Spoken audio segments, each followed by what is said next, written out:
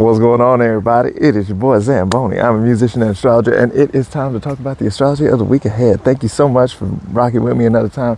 Thank you for sitting here at this creek with me. Appreciate you.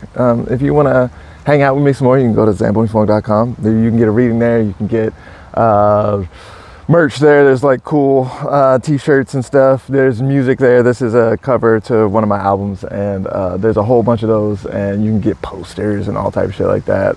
You can I don't know, there's a bunch of cool. Oh, you can go to Patreon and get an electional report where I'll give you some auspicious times to begin your project and times to avoid as well. Oftentimes, like the most useful thing is time, like don't start your thing on this day because the moon is in whack condition. So wait till tomorrow or something like that. So that's available on Patreon. Yeah. Thanks for checking out all the things and all the places. I super appreciate y'all. Oh, send me a tip. Thank you for doing that. Let's talk about the astrology of the week ahead. So this week is big slow down energy. It's very slow. It's very delayed, and things are maybe not going in a straightforward and easy kind of fashion. So here's what I'm talking about here. First thing that's going to happen this week is we see Mercury stationing retrograde. So we've got Mercury in Sagittarius. Already Mercury's kind of uncomfortable in Sagittarius. This is Mercury opposite from its domicile. Mercury is at home and comfortable in Gemini, which is opposite to Sagittarius. So this is as far away from home as possible. If we think about things being in a circle, then the other side of the circle is as far away as possible to get from that home situation, right? And so Sagittarius is Mercury kind of like out of place a little bit, you know? Mercury in Sagittarius, this is Jupiter's domicile. Now this is funny because Jupiter is in Gemini, which is opposite to Sagittarius, right? So they are exchanging rulership, and they are both going to be retrograde this week. So they're both going to be moving backwards in zodiacal order. This is, you know, all the Mercury retrograde stuff. Mercury retrograde is like the most famous astrological transit that happens. So we're talking about delays and miscommunications and misunderstandings and all that sort of stuff. Mercury is the communicator planet, the transportation kind of planet, right? So like the idea of getting from here to there, saying something and being understood. Both of those things, like the saying and the listening part can be disrupted at this time, or the sending and the receiving. Either one of those can be disrupted at a time like this. And so, we would expect some kind of disconnect along that process here. Now, so whenever we see this kind of thing going on, then it is always advisable to like schedule in some time for delays, schedule in some time for stuff to like budget extra time, because shit's not going to go the way that you wish it would go, that you hope it would go, right?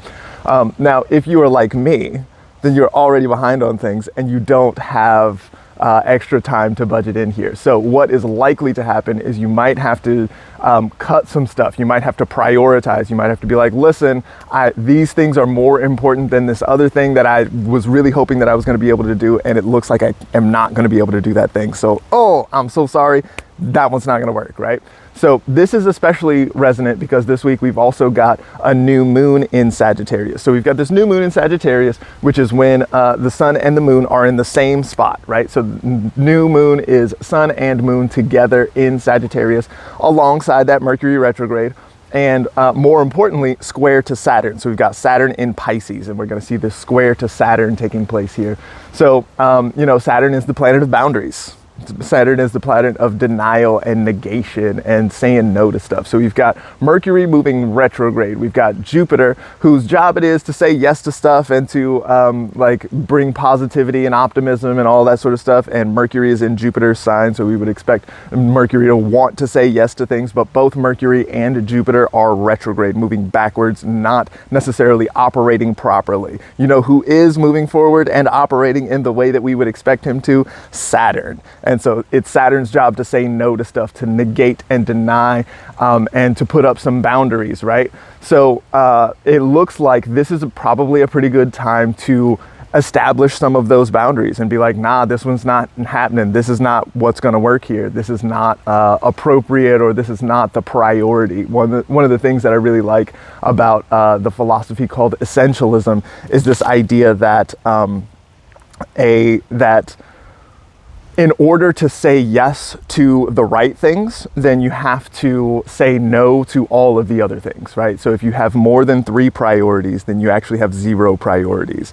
Funnily enough, 3 is a number that is associated with Saturn as well. And so the idea of actually prioritizing the 3 things that are most important and then getting rid of all the other stuff, this is big Saturn energy here. And so we would expect that this is likely to be a week where we're going to be where you have to say no to some stuff. You have to get rid of, and ultimately, I talked about this all the time. I talked about this last week, the idea of tunnels, the idea of creating boundaries such that we can improve connection between here and there, right? This sort of thing is a big deal here. And so in order to say yes to the things that we actually want to say yes to, we got to say no to a whole bunch of other stuff.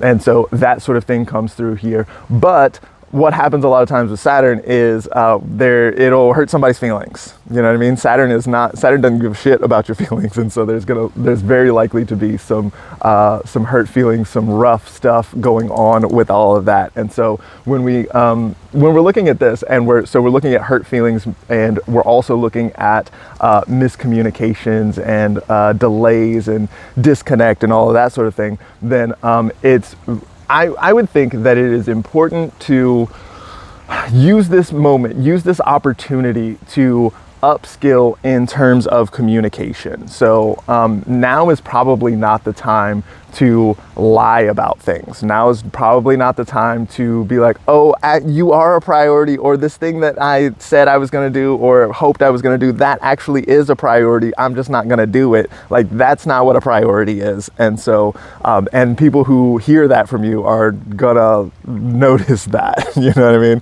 And so this could be an opportunity here to, Mercury retrograde is interesting because people who were born with Mercury retrograde, so if we see Mercury retrograde in a natal chart, not by transit, which is what I'm talking about all the time in forecast, but by nativity, so it's baked into somebody's natal chart.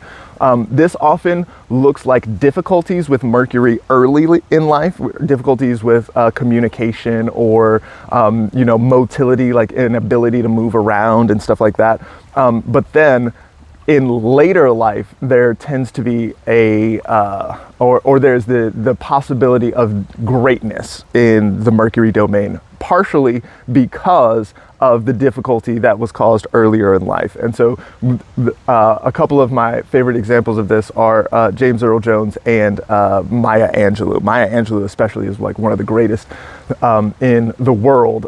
She became the poet laureate and spent, it's something crazy. She spent 8 years or something like that, probably 7 if it's a Saturn period or something like that. Well, she was a Mercury retrograde in Pisces, so it's same situation. So Mercury opposite from its domicile. Mercury rules Virgo, and Mercury in her birth chart was in Pisces, which is opposite to Virgo, and retrograde. And so that is a very difficult Mercury placement. So she goes through this major trauma as a child, and then doesn't speak for a really long time, literally mute for a long time, and then goes on to become the poet laureate and one of the baddest bitches who ever lived when it comes to wordsmithing and all of this type of shit, right?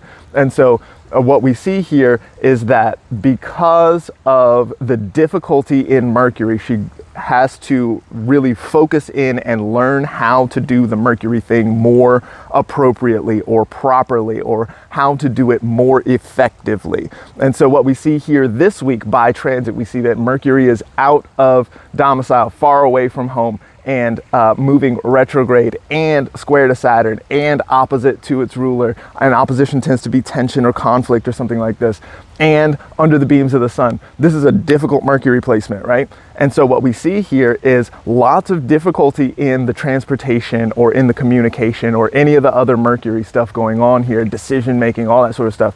Then but we see an opportunity to really get down to it. Okay, what actually matters here? How can I do this more effectively? How can I use whatever mistakes come up, whatever errors happen, even shit that's beyond my control? How can I use that information to upskill, to become better at doing this in the long haul? There's a real opportunity here for learning.